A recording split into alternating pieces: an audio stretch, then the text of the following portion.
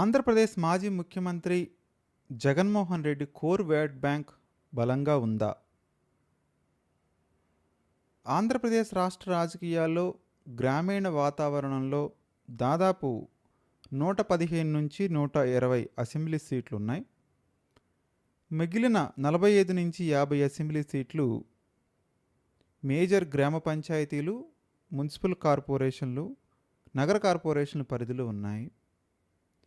ఈ కార్పొరేషన్లు, మున్సిపల్ కార్పొరేషన్లు ఇవన్నీ చూసుకుంటే టీడీపీకి, కూటమి ప్రభుత్వానికి కంచుకోటలు కాకపోయినా ఒక బలమైన నాయకత్వాన్ని అందించే దిశలోనే ఉన్నాయి.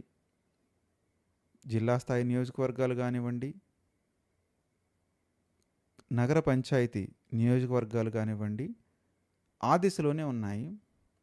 ముఖ్యంగా రైతులు, గ్రామీణులు ఎక్కువగా ఎవరు ఉంటారో ఆ నియోజకవర్గాల్లో ఇప్పటికీ వైసీపీ పార్టీ బలంగానే ఉంది.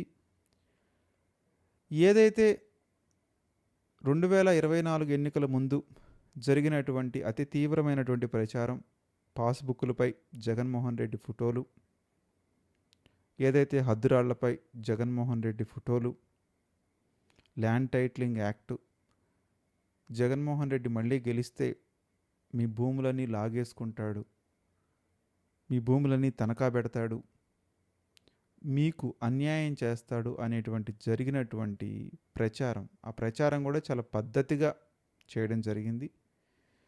సో ఈ ప్రచారాన్ని తిప్పికొట్టడంలో నాడు ప్రభుత్వంలో ఉన్నటువంటి జగన్మోహన్ రెడ్డి కానివ్వండి, ఆయన పిఆర్ టీం కానివ్వండి ఘోరంగా విఫలమైంది. ఆ విఫలం అవడం వల్ల ప్రజలందరూ కూడా చంద్రబాబు నాయుడు, కూటమి ప్రభుత్వం చేసినటువంటి వ్యాఖ్యలు నమ్మి జగన్మోహన్ రెడ్డిని 11 ఎమ్మెల్యే సీట్లకి పరిమితం చేశారు.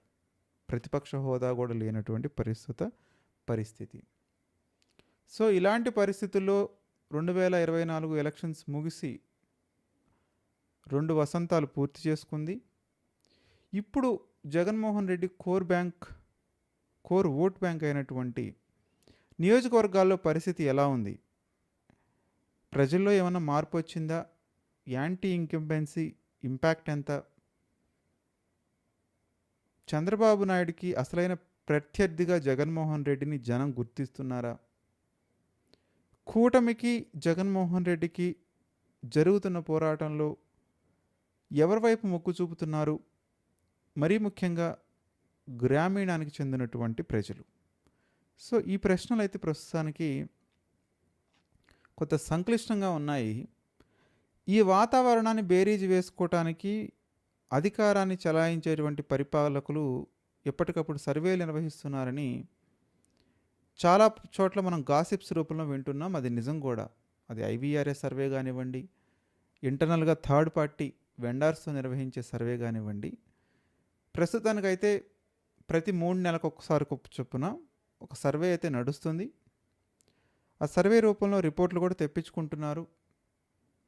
పైకి ఎంత గాంభీర్యంగా ఉన్నా జగన్మోహన్ రెడ్డి యొక్క ఓటు బ్యాంకు స్థిరీకరణ ఇప్పటికీ అలాగే ఉంది అనేటువంటి ఇంటర్నల్ సర్కిల్స్లో జరుగుతున్న ప్రచారం మాత్రం కొంత కూటమి ప్రభుత్వానికి, మరీ ముఖ్యంగా చంద్రబాబు నాయుడికి ఆందోళన కలిగించేటువంటి అంశమే. ఎందుకు జగన్మోహన్ రెడ్డి ఓట్ బ్యాంక్ గ్రామీణ వాతావరణంలో స్థిరంగా ఉంది? దానికి కారణాలు ఏంటి అంటే, ముఖ్యంగా రాజశేఖర్ రెడ్డి యొక్క ప్రాబల్యం. 1995, 2004 మధ్య చంద్రబాబు నాయుడు యొక్క పరిపాలన చూసినటువంటి అప్పటి ప్రజలు ఆయన ప్రభుత్వాన్ని తిరస్కరించి రాజశేఖర్ రెడ్డిని ఎన్నుకోవటం, ఆయన పాదయాత్ర చేయటం, ఒక కొత్త రాజకీయాన్ని మొదలుపెట్టడం జరిగింది. ఎప్పుడైతే రాజశేఖర్ రెడ్డి అధికారంలోకి వచ్చాడో ఆయన ఎఫెక్షన్ అంతా కూడా ఎక్కువగా గ్రామీణ ప్రాంత ప్రజలని ఇంప్రూవ్ చేసే విధంగా కొనసాగింది. ఎందుకు ఆయన గ్రామీణ ప్రాంతాన్ని టార్గెట్ చేశాడంటే, అక్కడి నుంచి ఎక్కువ నియోజకవర్గాలు ఉన్నాయి కాబట్టి. ఆ ఎన్నికల్లో ఏదైతే 2009 ఎన్నికల్లో మీరు చూసుకుంటే నగర ప్రాంతాల కంటే కూడా గ్రామీణ ప్రాంతాల్లోనే ఎక్కువగా సీట్లు పొందగలిగాడు వైఎస్ రాజశేఖర్ రెడ్డి.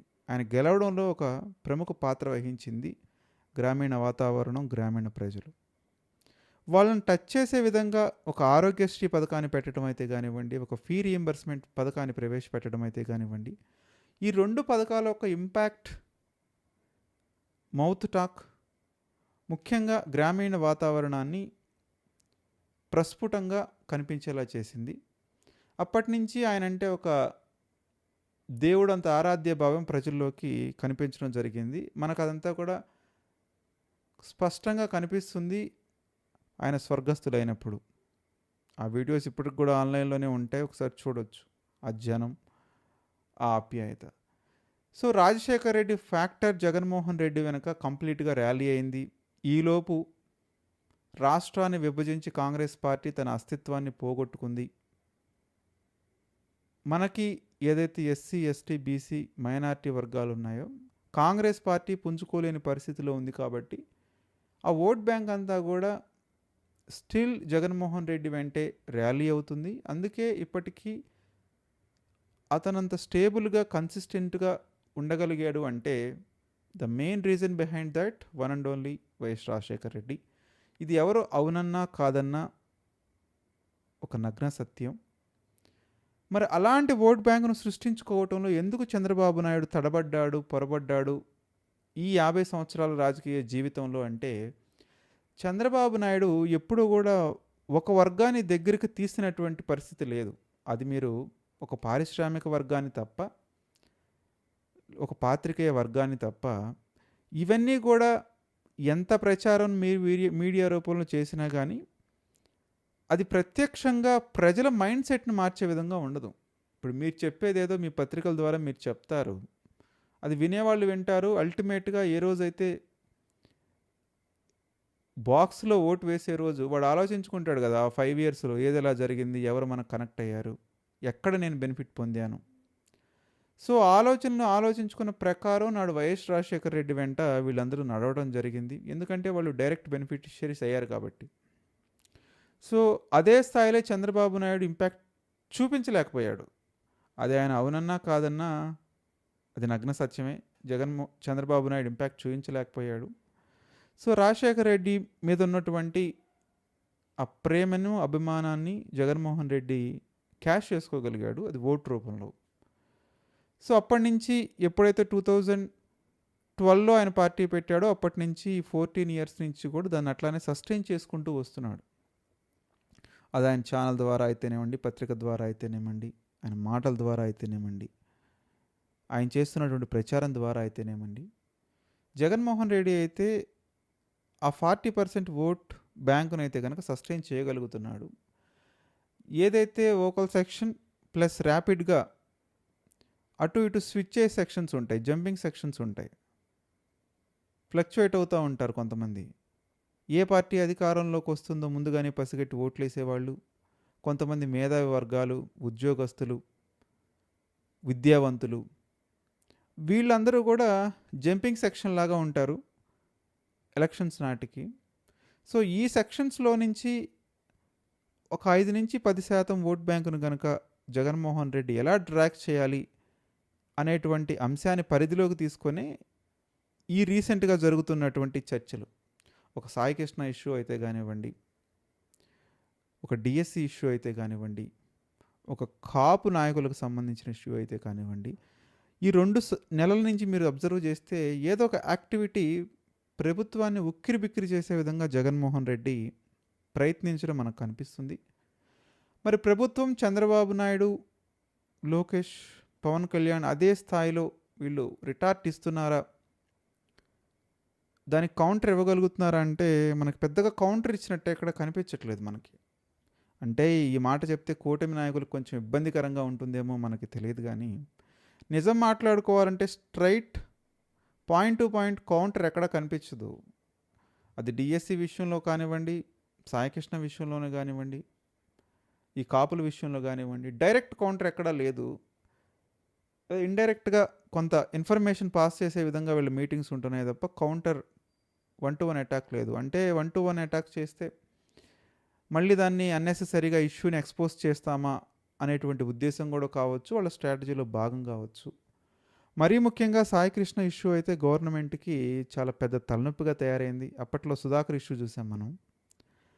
ఆ సుధాకర్ ఇష్యూ ఎంత తలనొప్పి అయిందో ప్రభుత్వానికి, అంతే తలనొప్పిగా మారబోతుంది సాయి కృష్ణ ఇష్యూ, ఈ లాకప్ డెత్ ఇష్యూ. దాన్ని వీళ్ళు డ్రాగ్ చేసేటువంటి అవకాశాలు ఎక్కువ ఉన్నాయి. అదే రకంగా అప్పుడు ఏదైతే హిందూపురం ఎంపీ ఉన్నాడో ఆయన నుంచి బయటకు వచ్చినటువంటి వీడియోలు, అప్పట్లో ఆ ఎమ్మెల్యేలు ఆ ఎంపీలు చేసినటువంటి వ్యాఖ్యలు, వాటి ద్వారా జగన్మోహన్ రెడ్డికి ఆయన పార్టీకి తీవ్ర నష్టం జరిగింది. వాళ్ళని ఎంకరేజ్ చేయటం. సో ఇప్పుడు ఒక అరణ్య శ్రీధర్ వ్యవహారం అయితే కానివ్వండి, కూటమి ఎమ్మెల్యేలో కొంతమంది వ్యవహారాలు అయితే కానివ్వండి, రీసెంట్గానే మనం చూసాం ఒక ఎమ్మెల్యే అర్ధరాత్రి ఒక ఇంటి మీదకు వెళ్ళి నానా హంగామా సృష్టించడం, నానా భీభత్సం సృష్టించడం. ఇవి చూడటానికి చాలా చిన్న చిన్న అంశాల్లాగా ఉంటాయి, కానీ తీవ్రమైనటువంటి ప్రభావితం చూసే అంశాలుగానే ఉంటాయి. సో ఈ ఏరియాలో ఇప్పుడు Jaganmohan Reddy core vote bank ఏదైతే ఉందో అది తగ్గిందా పెరిగిందా అనేటువంటి అభిప్రాయానికి గనక మనం రావాలి అంటే, Jaganmohan Reddy core vote bank ఇప్పటికీ వోకల్ సెక్షన్గా మారలేదు. ఇంకా వేచి చూసే దూరంలోనే ఉంది. ప్రభుత్వంపై అనుకూలంగా లేరు, ప్రభుత్వంపై వ్యతిరేకంగా లేరు, ప్రభుత్వం ఇచ్చేటువంటి సంక్షేమ పథకాలు తీసుకుంటున్నారు. ప్రస్తుతానికైతే వీళ్ళు వోకల్ సెక్షన్గా మారలేదు. సో వీళ్ళు ఎప్పుడు యాక్చువల్గా యాక్టివేట్ అవుతారు, వీళ్ళు వోకల్ సెక్షన్గా ఎప్పుడు మారుతారు అంటే, జగన్మోహన్ రెడ్డి ఎప్పుడైతే పాదయాత్ర స్టార్ట్ చేస్తాడో అప్పుడు వీళ్ళు వోకల్గా యాక్టివ్ అయ్యేటువంటి అవకాశం ఉంది. అంటే జగన్మోహన్ రెడ్డి తీసుకునేటువంటి నెక్స్ట్ స్టెప్స్ని బేస్ చేసుకొని ఆ పార్టీ గ్రో అప్ అవుతున్నటువంటి విధానాన్ని బేస్ చేసుకొని వీళ్ళు జగన్మోహన్ సైడ్ వెళ్ళాలా, లేకపోతే కొంతకాలం ఎప్పటిలాగానే కామ్గా ఉండాలా అనేటువంటి అంశం ఆధారపడి ఉంటుంది. ప్రస్తుతానికైతే వీళ్ళంతా యాక్టివ్ వోకల్ సెక్షన్స్గా లేరు. యాక్టివ్ వోకల్ సెక్షన్స్గా మారిన రోజు ప్రభుత్వంపై తీవ్ర చర్చ నడుస్తుంది. అంటే ఎలాంటి చర్చ నడుస్తుంది అని మీరు అడుగుతారేమో. యూరియా కరెక్ట్గా వస్తుందా, రోడ్లు వేసారా, జగన్మోహన్ రెడ్డిని విపరీతంగా బదనాం చేశారు, అప్పుడు రోడ్లు ఉన్నాయా, మరి ఇప్పుడు రోడ్లు వేసారా, ఈ పథకాలన్నీ కరెక్ట్గా వస్తున్నాయా, కాపు నేస్తం కరెక్ట్గా వస్తుందా. సో ఇవంతా కూడా ఆ విలేజెస్లో ఈ వోకల్ సెక్షన్స్ చర్చగా పెట్టే అవకాశం ఎక్కువ ఉంటుంది. ఈ చర్చ ద్వారా కొంతమందిని కన్విన్స్ చేసే అవకాశం ఎక్కువ ఉంటుంది. సో ఇదే తరహా ధోరణి మనం 2024 నుంచి 2029 మధ్య మనం గమనించాం. ఎవరూ కూడా బయటకు వచ్చి చెప్పలేదు వోకల్గా, అంటే మీడియా ముందు కానీ ఎక్కడా బయటకు రానిలేదు. ఈ రకమైన చర్చ వాళ్ళ గ్రామాల్లో పెట్టడం జరిగింది, వాళ్ళని కన్విన్స్ చేయడం జరిగింది. ల్యాండ్ టైటిలింగ్ యాక్ట్ వస్తే ఏదో జరిగిపోతుంది, భూమి జగన్మోహన్ రెడ్డి గుంజేసుకుంటున్నాడు, లాగేసుకుంటాడు. సో అదే రకమైన చర్చ ఇప్పటి వరకు రాకపోవటం ప్రభుత్వానికి సంతోషకరమైనటువంటి వార్తే. మరి ఎప్పుడు ఆ చర్చ వస్తుంది అంటే, ఎప్పుడు జగన్మోహన్ రెడ్డి బయటకు వస్తాడో, జగన్మోహన్ రెడ్డి ఇంకా ప్రభుత్వంపై వాయిస్ పెంచుతాడో అప్పుడు ఈ చర్చ మొదలవుతుంది. ఆ చర్చ మొదలైన ఒక 6 నెలల తర్వాత దాని యొక్క రిజల్ట్ కనపడటం స్టార్ట్ అవుతుంది. అంటే రిజల్ట్ ఎలా కనపడుతుంది అంటే, ఎవరైతే ఈ వోకల్ సెక్షన్ ఉంటారో వాళ్ళు ఆ గ్రామాల్లో ప్రజల్ని కన్విన్స్ చేసే విధానాన్ని బట్టి, వాళ్ళకి ఎక్స్ప్లెయిన్ చేసిన తీరును బట్టి ఒక అభిప్రాయానికి ప్రజలు రావడం జరుగుతుంది. మరి ఒక అభిప్రాయానికి ప్రజలు వచ్చిన తర్వాత ఇదంతా ఓటుగా ఎప్పుడు కన్వర్ట్ అవుతుంది అంటే, దానికి ఒక 6 నుంచి 12 నెలల సమయం పడుతుంది.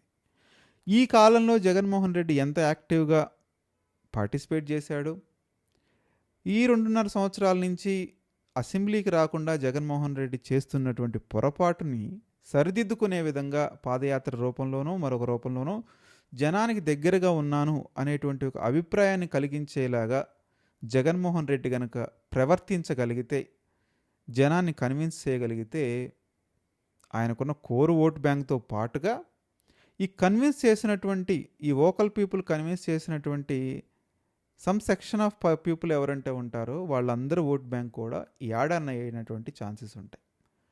తద్వారా ఈజీగా 44 to 45% ఓట్ని జగన్మోహన్ రెడ్డి సాధించుకోగలుగుతాడు. ఇక కూటమి ప్రభుత్వం తనను తానుగా డిగ్రేడ్ చేసుకొని యాంటీ ఇంకంబెన్స్ అయితేనేమండి, వాళ్ళ 3 పార్టీల మధ్య ఉన్నటువంటి వ్యక్తిగత అభిప్రాయాలు ఏవైతేనేమండి, సీట్ల కోసం వెయిట్ చేసేవాళ్ళు సీట్లు రాకపోవటం అయితేనేమండి, సో ఆధిపత్యం చెలాయించేవాళ్ళు ఆధిపత్యం చెలాయించలేకపోవటం ఏమైతే కానివ్వండి. సో ఇవన్నీ అంశాలతో కూడి ఒక 2-3% ఓటు బ్యాంక్ కనుక ఎడిషనల్గా జగన్మోహన్ రెడ్డి పొందగలిగినప్పుడు ఆటోమేటిక్గా జగన్మోహన్ రెడ్డి ఒక డిసైడింగ్ ఫ్యాక్టర్ అయ్యేటువంటి అవకాశం ఎక్కువగా ఉంది. ఇంకొక సింపతి ఫ్యాక్టర్ కూడా జగన్మోహన్ రెడ్డి రేస్ చేసేటువంటి అవకాశం ఉంది. అదేంటంటే వాళ్ళందరూ కూటమిగా వస్తున్నారు, నేను నా పార్టీ ఒక్కడనే పోరాడుతున్నాను. అది 2014 కానీ 19 కానీ 24 కానీ ఈరోజు 29గా కానీ మీరు ఎవరిని నమ్ముతారు, ఎవరిని ఓటేస్తారు అనేటువంటి అంశాన్ని కూడా జనం ముందు పెట్టేటువంటి అవకాశం ఉంది. అప్పుడు కూటమి ప్రభుత్వానికి ఆన్సర్ చెప్పలేనటువంటి పరిస్థితి ఎదురవుతుంది. ఒక ఛాన్స్ చంద్రబాబుకి ఇచ్చారు, ఒక ఛాన్స్ నాకు ఇచ్చారు, మళ్ళీ మరొక ఛాన్స్ చంద్రబాబు నాయుడుకి ఇచ్చారు, మళ్ళీ నాకు ఒక ఛాన్స్ ఇవ్వండి అని జగన్మోహన్ రెడ్డి అడిగే అవకాశం ఎక్కువ ఉంది. సో ఈ అంశాలన్నీ పరిధిలోకి తీసుకొని వోకల్ సెక్షన్ ఎంతగా ప్రభావితం చేస్తుందో జగన్మోహన్ రెడ్డి పాదయాత్ర స్టార్ట్ అయినప్పుడు మనకు తెలుస్తుంది. వాళ్ళు అప్పుడు బయటకు వస్తారు, వాళ్ళు అప్పటి వరకు బయటకు రారు. ఇప్పటి వరకు ఏదైతే ప్రభుత్వాన్ని సమర్థించిన కొంతమంది కూడా జగన్ బయటకు వచ్చిన తర్వాతే అసలైన రాజకీయం స్టార్ట్ అవుతుంది. సో ఇప్పుడు గమనిస్తున్న విధానాన్ని చూసుకొని మనం ఇప్పుడిప్పుడే యాక్చువల్గా వైసీపీ పార్టీ యాక్టివ్ మోడ్లోకి వస్తుంది. ఒకవైపు నాయకుల్ని యాక్టివ్ చేస్తున్నారు, అది లెవెల్ 1 లెవెల్ 2 సెక్షన్స్ని. ఇక లెవెల్ 3 సెక్షన్ అంతా కూడా విలేజర్స్లో ఉంటారు. నేను చెప్పిన వోకల్ సెక్షన్ అంతా కూడా లెవెల్ 3 సెక్షన్. ఈ లెవెల్ 3 సెక్షన్ యాక్టివ్ చేసినప్పుడు మాత్రమే జనంలో కన్విన్సింగ్కి ఎక్కువ అవకాశం ఉంటుంది. ఆ వోకల్ సెక్షన్ యాక్టివ్ అయితే ఆటోమేటిక్గా జగన్ రైజ్లోనే ఉంటాడు. మరి యాక్టివ్ అవుతుందా యాక్టివ్ అవ్వడా అనేది మరికొద్ది కాలంలోనే తెలిసిపోతుంది. అది ఈయన పాదయాత్ర మీద వచ్చేటువంటి రిజల్ట్ బేస్ చేసుకునే.